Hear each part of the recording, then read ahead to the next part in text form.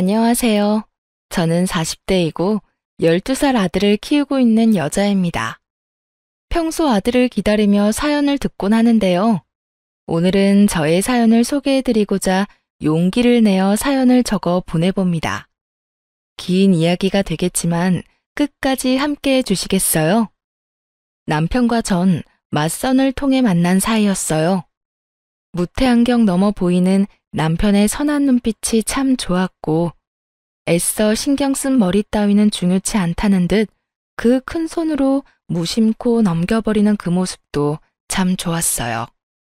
전 남편에게 첫눈에 반해버렸고 제가 사랑하는 사람이 저를 사랑해주는 그런 드라마 같은 상황은 일어나지 않더군요.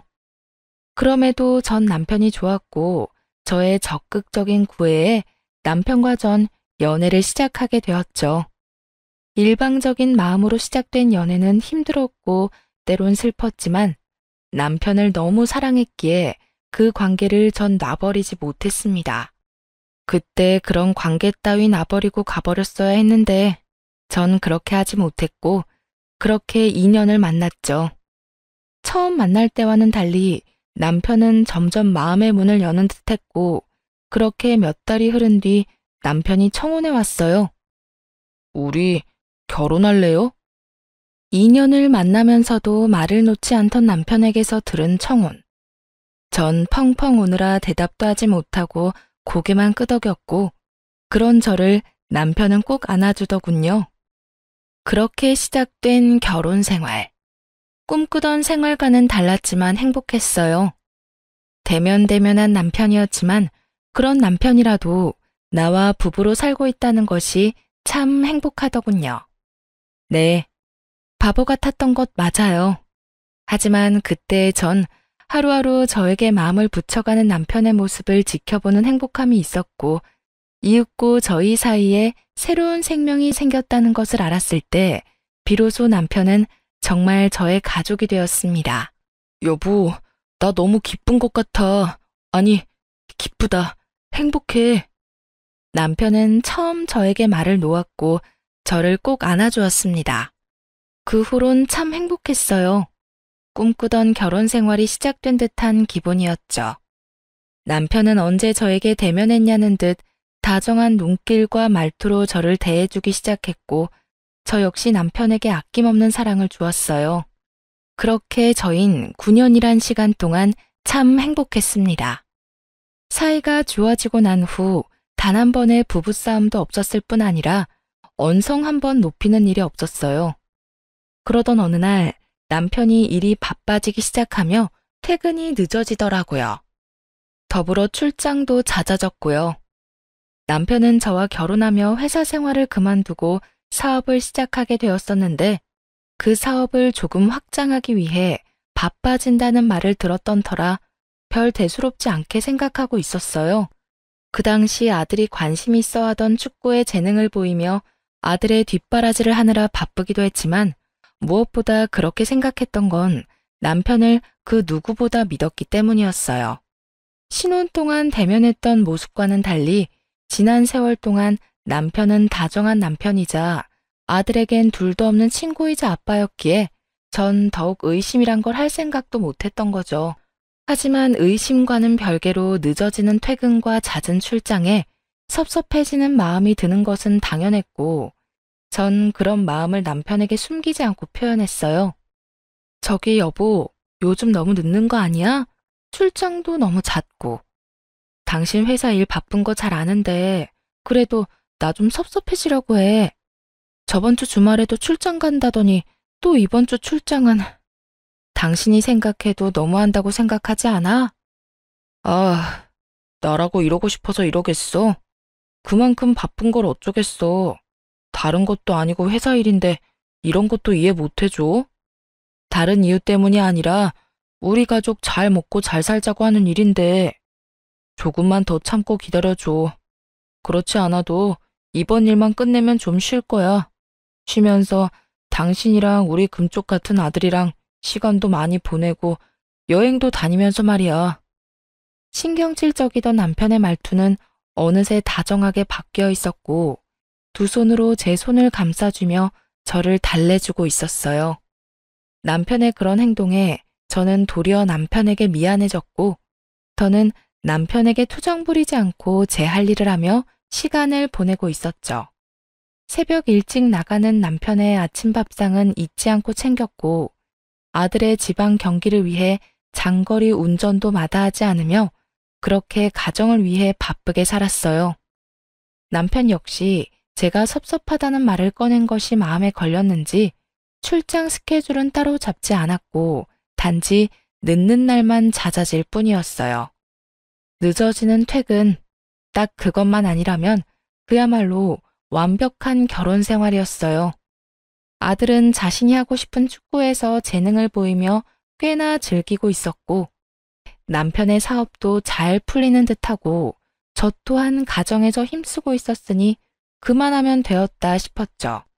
비록 제 꿈과는 거리가 먼 그저 두 남자의 뒷바라지일 뿐이었지만 현재 제가 가정에 충실하고 힘쓰는 것이 저의 새로운 꿈이라고 생각하며 만족하며 살아가고 있었어요.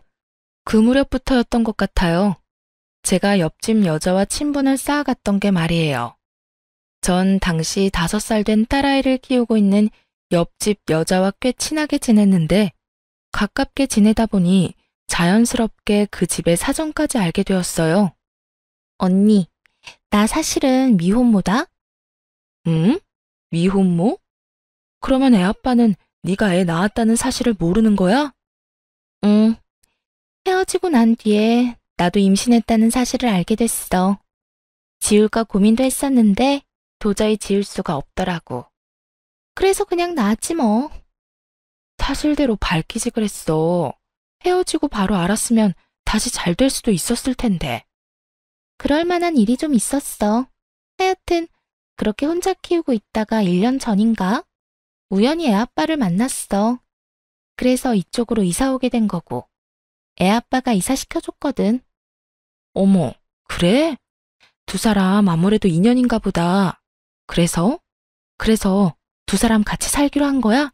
결혼할 거냐고. 그게 아직 고민 중이야. 어떻게 해야 할지. 고민할 게 뭐가 있어? 애도 있는데. 애 생각해서 좋게 생각해. 애 아빠가 합칠 마음이 있어 보이거든. 그냥 확 잡아버리란 말이야. 전 옆집 여자를 목에 핏대까지 세우며 응원했고 그 응원이 얼마나 웃기고도 말도 안 되는 응원이었는지 그땐 알지 못했죠. 그렇게 사정을 알고 난 후 전 옆집 여자와 더욱 가까워졌고 어느 날엔가 친정에서 대게를 보여줬는데 너무 많이 보내줬다며 집으로 초대하더라고요. 걔라면 자다가도 벌떡 일어나는 남편과 아들이 떠오르며 전 알겠다고 했고 주말이라 늘어지게 휴식을 취하고 있는 남편에게 물었어요. 여보, 옆집에서 대게 먹으러 오라는데 당신 갈 거지? 뭐? 옆집에서? 친정에서 대게를 보내줬는데 너무 많이 보내줬다고 오늘 저녁에 집으로 오라고 하더라고. 당신 걔 좋아하잖아. 이참에 인사도 할 겸 같이 가자. 전 남편의 팔을 잡아 끌었고 남편은 그런 저의 손길을 살짝 뿌리치며 피곤한 얼굴을 지어 보이더라고요. 에이, 나 피곤해. 그리고 그런 자리 나 불편해하는 거 알잖아. 난 그냥 집에서 좀 잘 테니까 나 말고 대기라면 환장하는 아들만 데리고 다녀와. 그래? 하긴 당신 요즘 많이 바쁘긴 했어. 그러면 알아서 좀 챙겨 먹어. 알겠지? 내 걱정은 말고 다녀와. 그렇게 남편만 두고 아들과 함께 찾은 옆집엔 식탁 한가득 대게가 올려져 있었고 남편을 닮아 게를 좋아하는 아들과 애아빠를 닮아 게라면 사족을 못 쓴다는 옆집 딸은 먹는 사람조차 군침이 돌게 맛있게 먹어주었어요. 만족스러운 식사가 끝나고 아이들은 아이들끼리 어른은 어른끼리 시간을 내고 있었죠. 대화가 잘 통하던 탓에 시간은 속절없이 흐르고 있었고 어느새 시계바늘이 9시를 향하고 있다는 것을 깨달은 전 황급히 집으로 돌아가기 위해 아들을 불렀어요. 제 목소리가 작진 않았을 텐데 무슨 일인지 아들은 대답조차 없었고 저와 옆집 여자는 아이들이 놀고 있는 방으로 향했죠. 방에 가까워질수록 다투는 소리가 들린다 싶더니 아니나 다를까 두 아이는 다투고 있었어요. 너희 뭐해? 왜 싸우고 있어? 저의 물음에 아들은 이렇게 말하더군요. 엄마, 이거 우리 아빠 손수건이잖아. 우리 아빠 손수건이 여기에 있어서 내가 가져가서 아빠 주려고 했는데 얘가 계속 자기 아빠 거라고 못 가져가게 하잖아. 이렇게 말한 아들은 손수건을 더욱 꽉 쥐었고 전 그 손수건이 왜 여기에 있어? 라고 말하며 아들의 손에서 손수건을 뺏으려는 순간 설마 남편의 손수건일까 했던 제 생각은 순식간에 바뀌었어요. 아들이 쥐고 있는 손수건은 남편의 손수건과 똑같더군요. 그 손수건, 아들이 용돈을 모아 남편의 생일 선물로 준 것이었던 터라 모양을 정확히 기억하고 있었거든요. 뭐 널리고 널린 손수건 중 똑같은 것이 있을 수도 있긴 하지만 남편의 손수건은 아들이 시댁인 시골에 내려갔을 때 5일장이 열린 장터에서 산 촌스러운 손수건이었던 터라 그 상황이 의아했어요. 백화점도 아닌 그렇다고 마트도 아닌 시골 장터 5일장에서 산 촌스러운 손수건을 두고 싸우는 상황이라니. 솔직히 속으로 많이 당황스러웠지만 옆집 아이와 아들의 싸움을 멈추는 게 우선이었기에 아들에게 애써 상황을 잘 설명해 주었죠. 아들, 이건 아빠 손수건이랑 똑같긴 한데 아빠 손수건은 아니야. 여기 동생 아빠 손수건이라고 하잖아. 그러니까 아빠랑 아저씨랑 손수건이 똑같은 그런 상황인 거지. 우리 아들이 충분히 헷갈릴 수 있는 상황이었고 이젠 아니란 걸 알았으니 어떻게 해야 할까? 저의 설득에 아들은 손수건은 동생에게 건네주었고 저흰 집으로 돌아왔어요. 집으로 돌아온 저는 방금 일어났던 상황을 남편에게 말해주었죠. 여보, 방금 옆집에서 뭘 봤는 줄 알아? 뭔데? 당신 손수건. 왜 있잖아. 우리 아들이 당신 생일이라고 용돈 모아서 사줬던 그 촌스러운 손수건. 그 손수건이랑 똑같은 손수건이 옆집에 있지 뭐야? 우연이라고 해야 할지 인연이라고 해야 할지 그 촌스러운 손수건 구하려고 해도 구하기도 힘든 손수건을 어디서 구했는지. 그러게 신기한 일이네. 그거 5일장에서 산 거 아니야? 여기에도 팔아? 비슷한 게 있을 리가 없는데. 신기하네. 그러니까 완전 똑같더라니까. 나도 순간 당황했지 뭐야. 그렇게 손수건 사건은 기억 속에서 사라지고 있었어요. 그날 이후 전 늘 그렇듯 수득 없이 바쁨의 연속이었고 그날 역시 축구 교실에 아들을 데려다 준 후 그 근처에서 잠시 볼일을 보고 있었어요. 주어진 시간이 여유롭지 않았던 터라 급하게 볼일을 보고 있는데 축구 선생님께 전화가 오더라고요.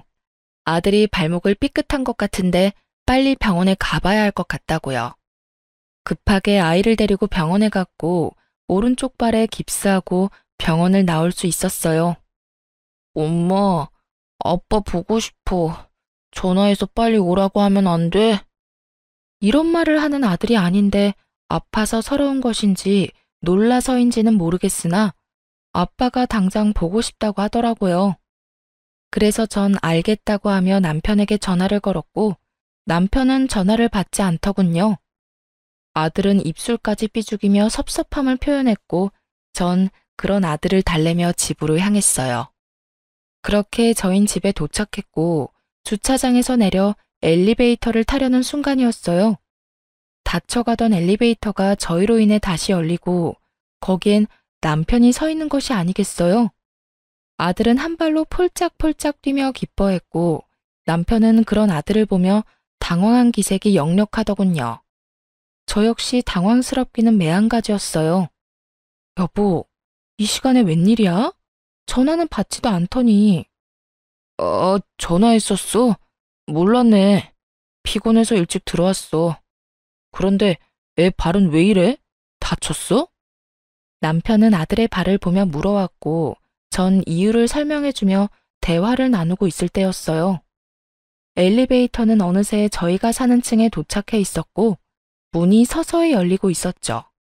그 순간 저희의 정면에 보이는 옆집 여자아이가 뛰쳐나와 남편에게 와락 안기는 아주 황당한 상황이 눈앞에 펼쳐졌어요.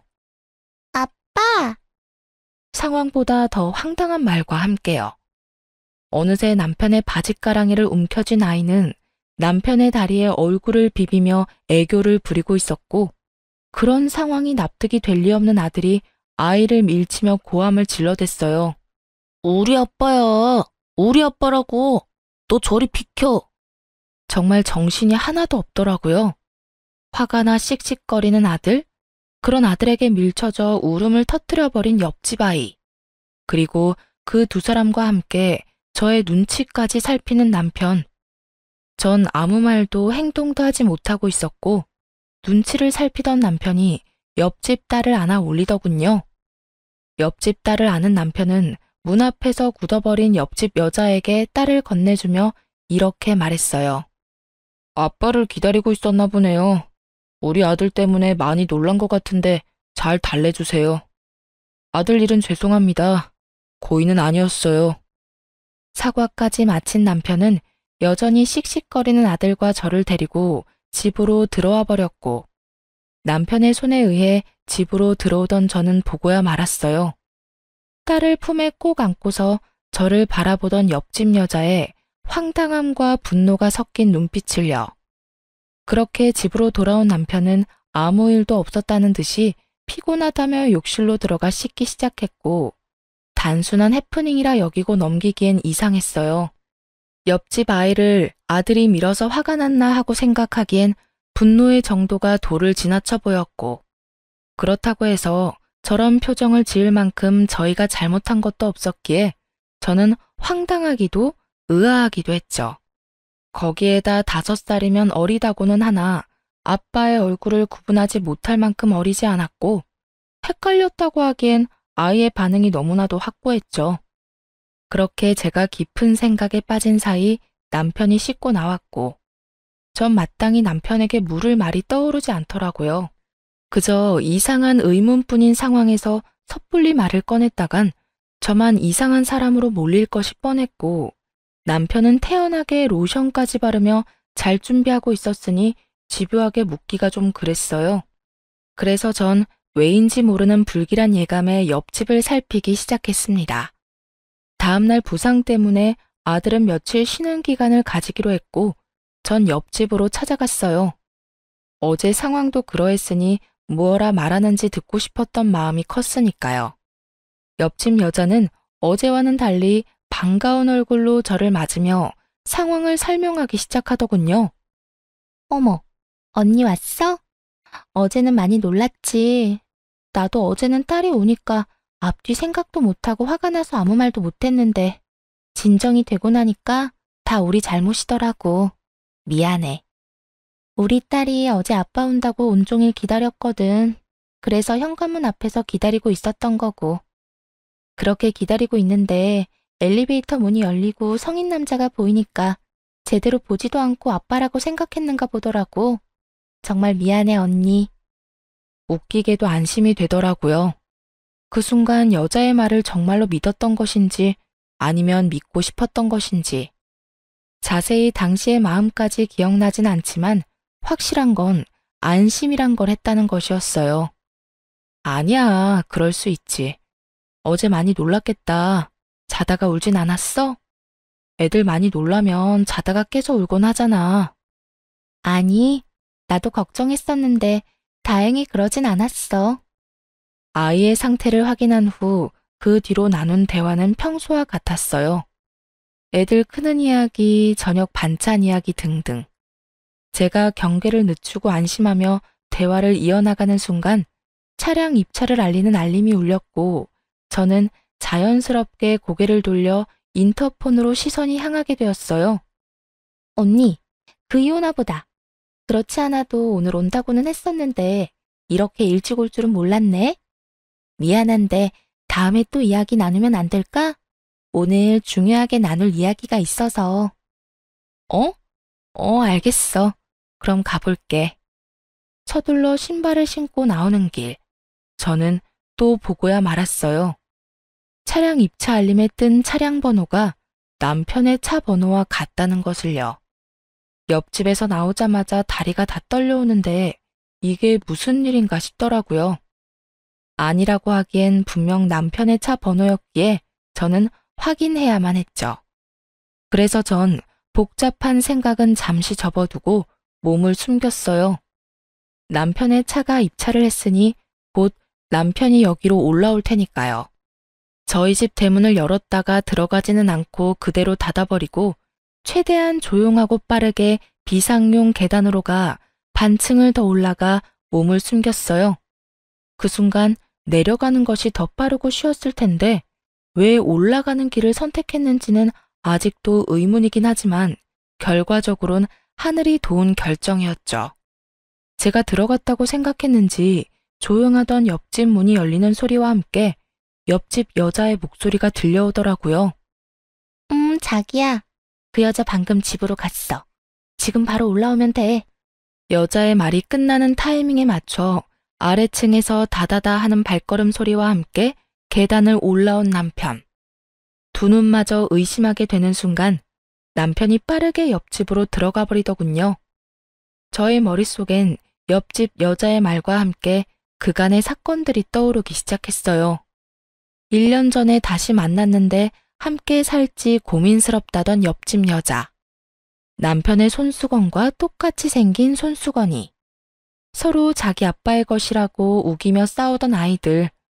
그건 모두 남편에 대한 말이었고 남편의 것이었던 거죠. 그제야 이상한 것들이 대충 이해가 되며 마음속 깊이 화가 나기 시작하더군요. 차디찬 계단에 앉아 이대로 현장 급습이라도 해야 하나 얼마나 고민했는지 모릅니다. 당장이라도 들이닥쳐 두 연놈을 박살내버리고 싶은 심정이야 두말하면 입 아픈 상황이었지만 그대로 쉽게 박살만 내기엔 저의 화가 풀리지 않을 것만 같았어요.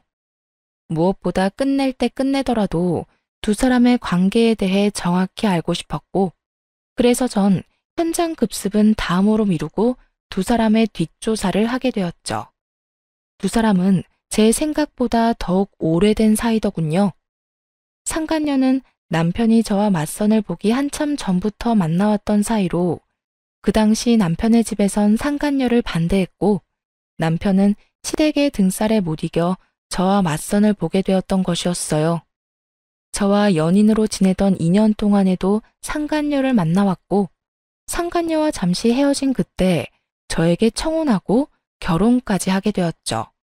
결혼 후에 두 사람은 다시 만나기 시작했고 그 만남을 지속하다 헤어지게 되었던 것이었어요.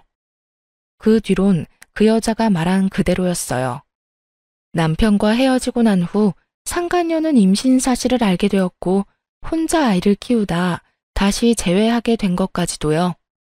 신혼 초 대면대면하던 모습은 상간녀에게 마음을 쏟고 있던 터라 그러했던 것이었고 최근 들어 늦었던 것은 상간녀와 재회를 한 후라 그러했던 것이었으며 자꾸만 늦은 남편에게 제가 섭섭함을 내비쳤을 땐 안 되겠다 싶어 내린 결정이 상간녀와 딸의 보금자리를 옆집으로 옮기는 것이었겠죠. 바로 옆집이니 잠깐씩 들릴 수도 있으니 말이에요. 그런데 참 웃기지 않나요? 아직 어린 딸의 입은 어떻게 막을 생각이었을까요? 아니, 언제까지 숨길 수 있다고 생각했는지 참 그 속마음은 지금까지도 알 수가 없네요. 하여튼 두루뭉술했던 그간의 상황들이 딱 맞아떨어지며 전 계단에서보다 더 큰 분노에 휩싸이게 되었습니다. 도대체 저를 얼마나 우습게 봤으면 상간녀와 딸을 우리 집 옆에다 이사시킬 수 있는 것인지, 그 사랑이 얼마나 대단했으면 그 긴 세월 상간녀를 잊지 못하고 결국 다시 만나는 것인지. 이 모든 생각의 끝에서 제가 할 수 있는 건 그저 허탈한 웃음일 뿐이더군요. 그렇게 울고 웃기를 한참. 가까스로 정신을 차린 저는 친정의 전화에 모든 사실을 알렸어요. 많이 놀라실 것이 분명했지만 언젠가 아실 일이기도 했고 당장 아들을 맡길 곳이 마땅치 않았기에 어쩔 수 없는 선택이었죠. 부모님은 저의 소식에 운전을 한사코 말리시며 직접 오셔 아들을 데리고 가셨고 저의 복수는 그렇게 시작되었습니다. 제일 먼저 전 관리실에 전화해 남편의 차량을 다시 저희 집으로 옮겼어요. 그리곤 기다렸죠. 차량이 들어왔다고 알리는데 남편이 집으로 돌아오지 않는 날을요. 하지만 남편은 무슨 눈치라도 챈 것인지 매번 집으로 들어왔고 전 그 지루한 기다림 속에 재미를 찾기 위해 옆집을 드나들고 있었어요. 요즘 우리 아들 친정에가 있거든? 그래서 그런지 요즘 다시 신혼으로 돌아간 기분인 거 있지? 아, 그래요? 응. 남편도 평소보다 더 다정해지기도 하고 스킨십도 많이 하기도 하고. 아니 글쎄 어제는 출근한다고 현관문 열다 말고 들어와서 뽀뽀까지 해주는 거 있지? 그랬구나. 저의 잊지도 않은 애정과 시에 상간녀의 입은 웃고 있었지만 눈은 저를 노려보고 있었고 그런 썩어 문드러지는 상간녀의 표정을 지켜보는 재미가 꽤 쏠쏠했어요. 얼마나 신났는지 그 표정은 아직도 잊히지 않네요. 그렇게 기다림이 지루하지만은 않은 날들이 지나가고 있던 어느 날 늦은 밤에 집으로 돌아온 남편은 웬일인지 몸도 가누지 못할 만큼 취해 있었어요. 술에 잔뜩 취한 남편은 혀가 다 꼬여버린 채로 고해성사라도 하듯 숨겨놓은 말들을 쏟아내기 시작하더군요. 여보, 진짜 미안해. 너무 미안해. 내가 죽일 놈이야. 정말 미안해.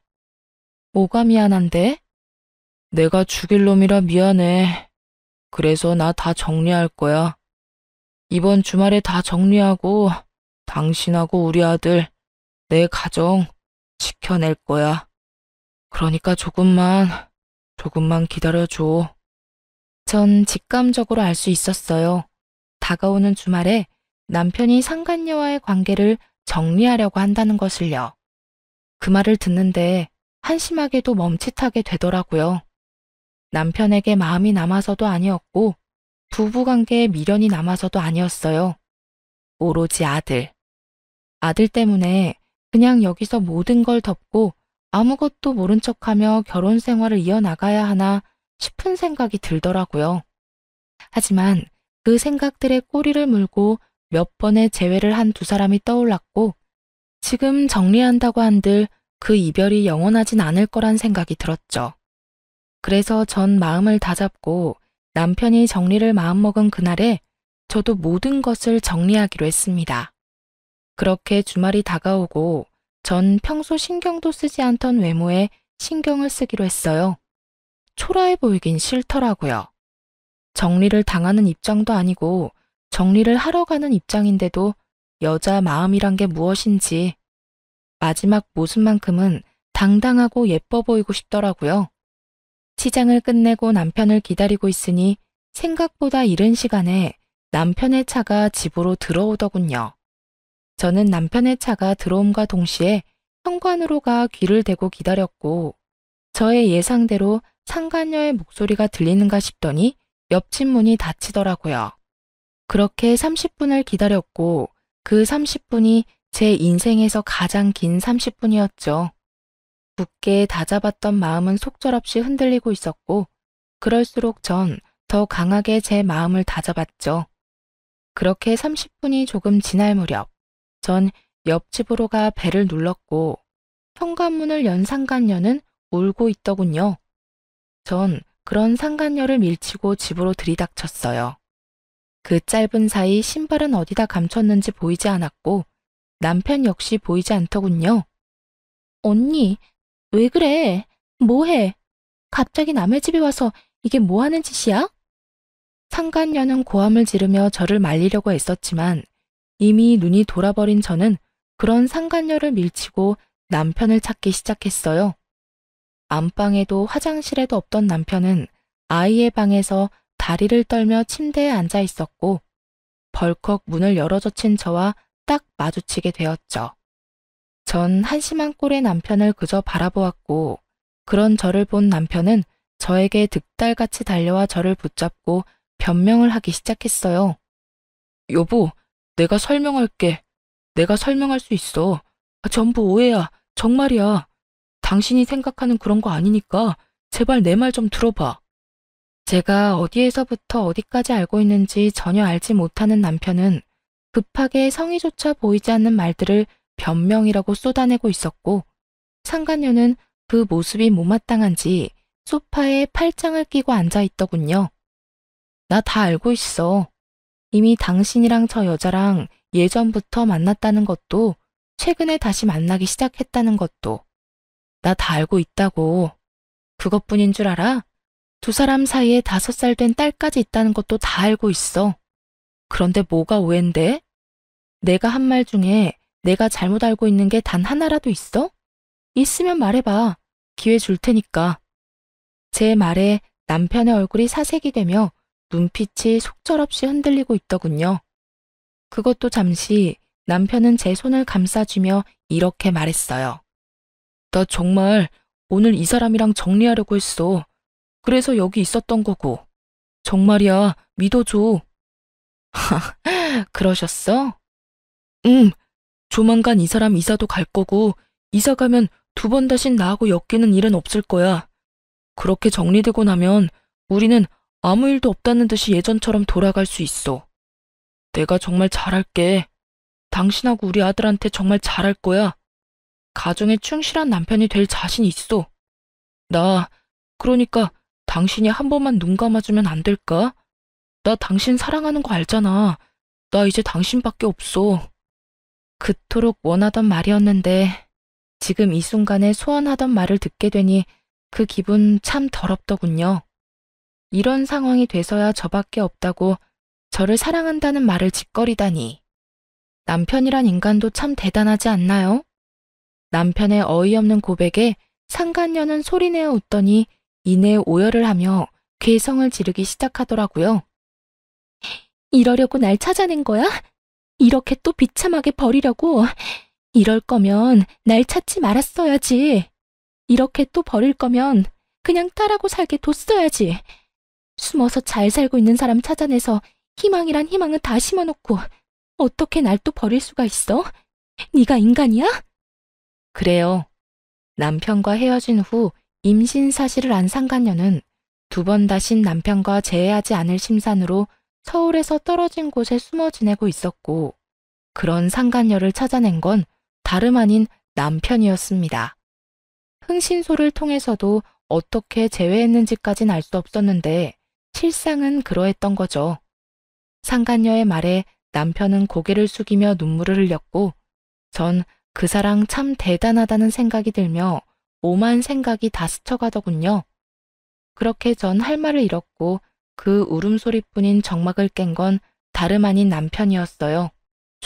저기 여보, 저 사람 그냥 저대로 살게 두면 안 될까? 이 집에서 말이야. 그게 무슨 말이야? 저의 물음에 남편은 무릎을 꿇었고 저의 바짓가랑이를 붙잡으며 못다한 말을 이어나가더군요. 나 당신하고 이혼은 절대로 하고 싶지 않아. 그런데 그렇다고 해서 저 사람이랑 내 딸, 그 2사람을 또 버릴 수도 없을 것 같아. 그러니까 우리 옆집에 살게 하면서 내가 가끔씩 들여다보면 안 될까? 저 사람이랑 정을 나눈다거나 애정을 쏟겠다는 게 아니라 그저 가끔 잘 있나 그것만 좀 확인이라도 하고 싶어서 그래. 제발. 이 무슨 쓰레기 같은 말인지 모르겠더군요. 남편의 말은 아무리 좋게 포장한다고 한들 대놓고 2집 살림하겠다는 뜻이었고, 지난밤 술에 취해 온 남편의 고백에 잠시라도 고민이란 걸 했던 저 자신이 그렇게 원망스러울 수가 없는 상황이었죠. 전 무릎을 꿇고 앉은 남편의 뺨을 있는 힘껏 내리쳐버렸어요. 네가 인간이야? 어떻게 인간이 그렇게나 뻔뻔할 수가 있어? 어떻게 나한테 그런 요구를 할 수가 있냐고. 뭐? 가끔 들여다보고 싶다고? 확인하고 싶다고? 그게 나한테 할 말이라고 생각해? 저의 행동에 남편은 말이 없었고 대신 상간녀가 그 앞을 막아서더군요. 차라리 날 때려. 이 사람은 죄 없으니까 날 때리라고. 이렇게까지 때려달라고 말하는데 마다할 이유가 없었던 전 상간녀 뺨을 연달아 때려버리곤 이렇게 말했어요. 맞으니까 기분이 어때? 더럽지? 내 기분은 그것보다 훨씬 상상치도 못할 정도로 더러웠어. 옆집 여자랑 바람을 피웠다고 해도 용서되지 않을 것 같은데 바람 피워 애까지 낳은 여자를 떡하니 옆집에 살게 했다고? 지금 내 심정이 어떤지 상상이나 되니? 두 사람은 내 심정이 어떤지 상상이나 되냐고. 저는 절규에 가까운 고함을 질렀고 나란히 뺨을 맞은 두 사람은 말이 없더군요. 저의 절규에 할 말이 있을 리가 없었고 전 여전히 입을 꾹 닫고 있는 두 사람에게 말해주었어요. 그 눈물겨운 애틋한 사랑 계속해. 제 말에 남편의 얼굴에 화색이 돌며 저에게 다시 한번 물어오더군요. 정말이야? 그러면 당신 다 용서해 주는 거야? 이 사람 여기서 계속 살아도 되는 거야? 내가 미쳤니? 용서라는 거라게. 내가 물러나 줄 테니 두 사람 계속 사랑하라는 이 말이야. 그렇게 애절한데 어떻게 헤어지겠어? 그러니 내가 빠져줘야지. 당신은 이야기 마무리되는 대로 집에서 짐부터 빼. 난 더는 한순간도 당신이랑 한 공간에 있고 싶지 않으니까. 본격적인 이혼 이야기가 나오려고 하자 남편은 마음이 급했는지 말도 안 되는 걱정을 하기 시작하더군요. 당신 혼자 어떻게 살려고 그래? 우리 아들은 어떻게 하고?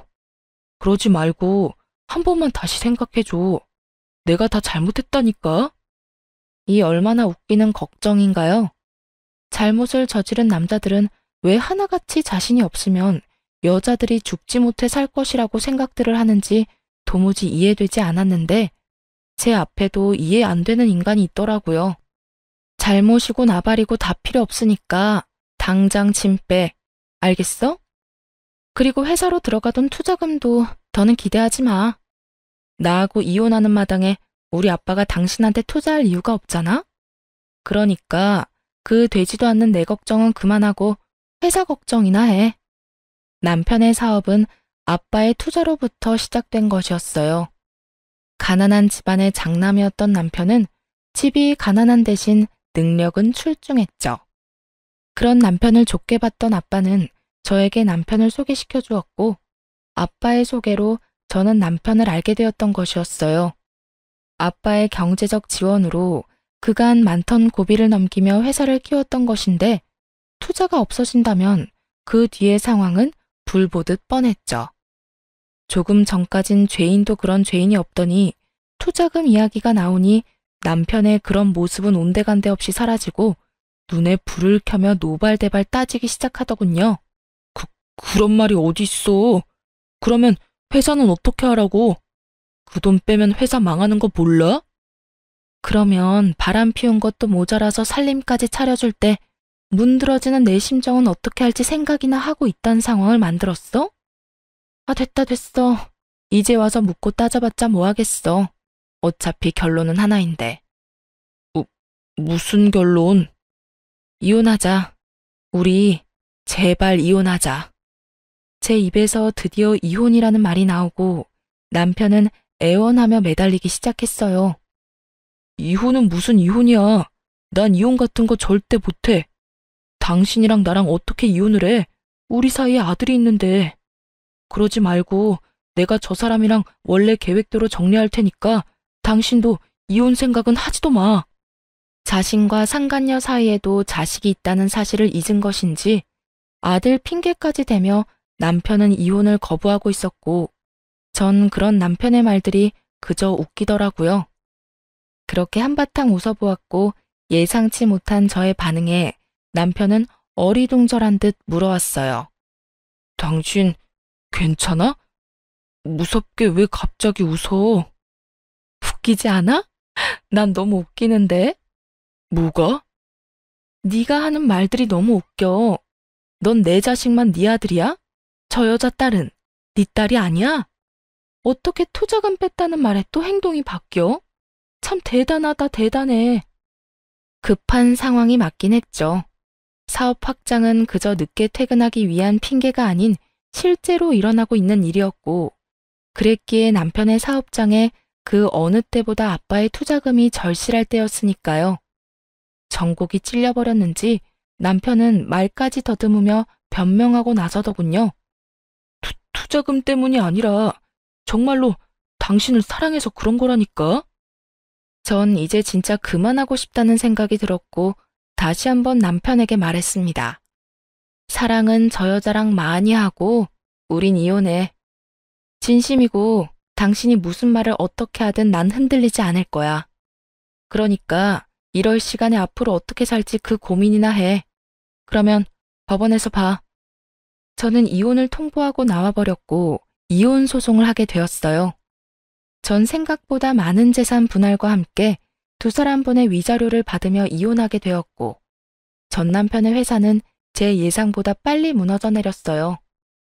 돈이 많이 필요로 하던 시기에 전액 회수한 투자금이라 그 큰 돈을 메꾸려 사방팔방으로 다니며 애쓰는 듯 했지만 그런 노력에도 불구하고 결국 전 남편의 회사는 망해버렸죠.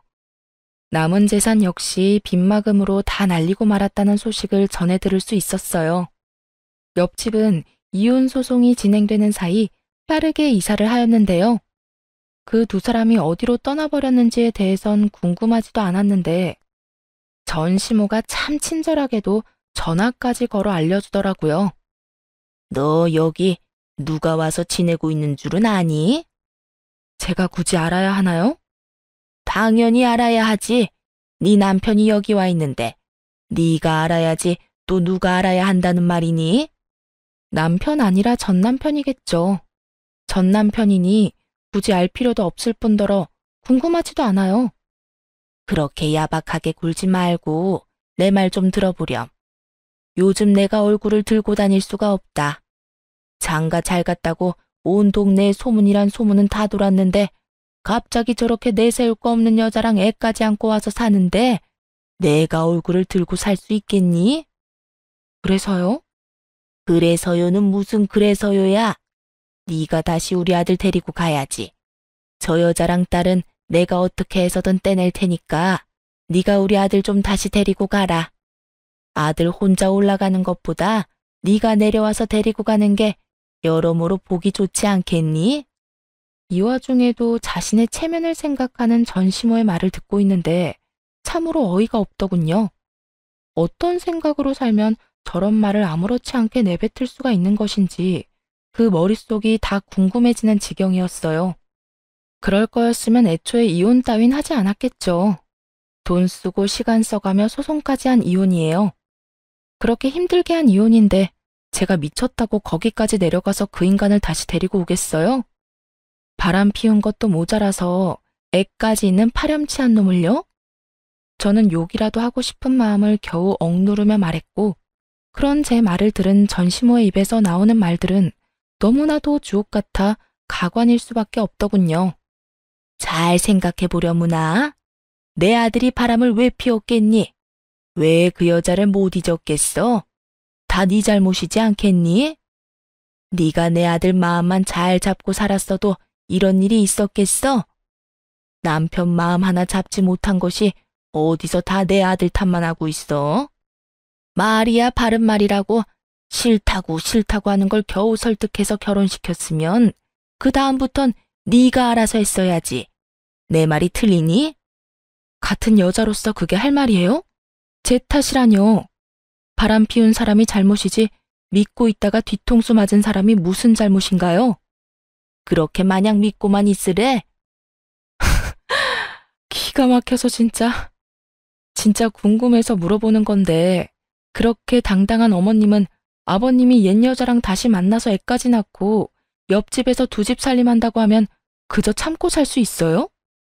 넌 무슨 그렇게 재수 없는 말을 하니? 그러니까요. 나도 마찬가지예요. 본인도 못 참고 못할 일을 왜 나한테 요구하는지 모르겠는데요. 상상만 해도 재수 없는 그 상황을 실제로 겪어냈는데 다시 잘 살아 볼 생각을 한다면 그건 내가 미친년이죠. 그렇지 않나요? 저기 그러지 말고 잘 생각해보거라. 내려오는 게 정 안 되면 굳이 내려오지 않아도 돼. 아니 다 필요 없고 이혼했으니까 다신 연락하지 마세요. 연락받는 것도 오늘이 마지막이니까. 너 정말 끝까지 이럴 거야? 사과 한마디 없이 끝까지 당당한 전시모의 말을 듣고 있는데 도대체 왜 내가 이런 인간이랑 시간 낭비를 하며 통화를 하고 있나 깊은 회의감마저 들더군요. 그래서 전 모질게 할 말을 다 하고 전화를 끊어버렸어요. 네, 끝까지 이럴 거고요. 저한테 이럴 시간에 아들한테나 신경 쓰세요. 그 잘난 아들 쫄딱 망해서 내려간 건 전혀 모르죠? 당연히 동네 사람들도 모를 테고. 소문나는 건 시간 문제일 텐데 망신도 그런 개망신이 또 없겠네요. 그러니까 이럴 시간에 입단속이나 잘 시키고 새로운 가족들이랑 가난에 허덕이면서 잘 사시라고요. 그 뒤로도 여러 번 전화가 걸려왔지만 전 받지 않았고 집요했던 전 시모의 연락이 끊기며 더는 시간 낭비하는 일은 없었습니다. 그 후 아들과 저는 잘 지내고 있어요. 처음 이혼 사실을 아들에게 알렸을 때 아들은 상황을 받아들이지 못하고 많이 울고 많이 힘들어했어요. 그런 아들의 곁에서 저 또한 참 많이 힘든 순간이었죠. 그렇게 지나가지 않을 것만 같던 순간들이 지나고 아들은 생각보다 더 이혼을 잘 받아들여 주더군요. 이혼을 하고 초반엔 아빠를 찾는 아들 때문에 전 남편이 가끔 아들을 보러 오는 일이 있었어요. 하지만 사는 것이 힘들긴 한 것인지 아니면 상간녀의 눈치가 보이는 것인지 그 드물게 오던 발길을 끄는 지도 오래되었네요. 연락마저도 끊겼고요. 다행스럽게 그 시기에 맞물려 아들도 전보다 자주 아빠를 찾진 않더라고요. 어느새 아들은 12살이 되었어요. 여전히 축구를 잘하고 또 여전히 제 눈에는 제일 잘생긴 왕자님이랍니다. 그런 아들에게 이른 사춘기가 지나는가 싶어 안심했더니 그건 사춘기도 아니었더라고요. 요즘 하는 행동을 보면 말이에요. 그래서 요즘 저희 모자는 주말마다 이곳저곳을 다니고 있어요. 틈만 나면 휴대전화를 붙잡고 있는 아들과 눈을 마주하기 위해 캠핑을 다닐 때도 있고요. 조금은 격양된 아들의 마음을 진정시켜주기 위해 낚시를 갈 때도 있고요. 가자고 하면 귀찮다고 하며 안 간다고 툴툴대면서도 막상 가서 저보다 더 즐거워하곤 한답니다. 최근 들어 낚시를 갈 때면 누가 더 많이 잡나 내기를 하곤 하는데요. 현재 스코어가 제가 2, 아들이 0인 터라 이번만큼은 무슨 일이 있어도 저를 이겨보겠다고 유튜브까지 찾아보고 있는 거 있죠? 그 모습이 얼마나 사랑스럽고 귀여웠는지 몰라요. 그 귀엽고 사랑스러운 모습을 보여준 보답으로 이번만큼은 저도 져주기 위해 덜 잡아보려고 하는데 그게 마음처럼 잘 될지는 모르겠네요. 잘 되는 날은 먹이 없는 바늘에도 낚이는 것이 물고기이니까요. 아들에게 아빠의 빈자리란 제가 감히 생각도 하지 못할 정도로 크기 때문에 걱정이 앞섰던 것은 사실이에요. 하지만 그런 이유로 결혼 생활을 유지했다면 결국 저도 저지만 아들 역시 불행했을 테죠. 그래서 저는 결정을 내렸고 아들도 저도 생각보단 더 잘 이겨내고 있어요. 하루가 다르게 자라는 아들과 함께 앞으로 남은 날들도 잘 살아보려고 합니다. 다들 응원해 주실 거죠? 이로써 저의 긴 사연은 끝이 났습니다. 제 사연 들어주신 분들 감사합니다. 좋은 하루 되세요.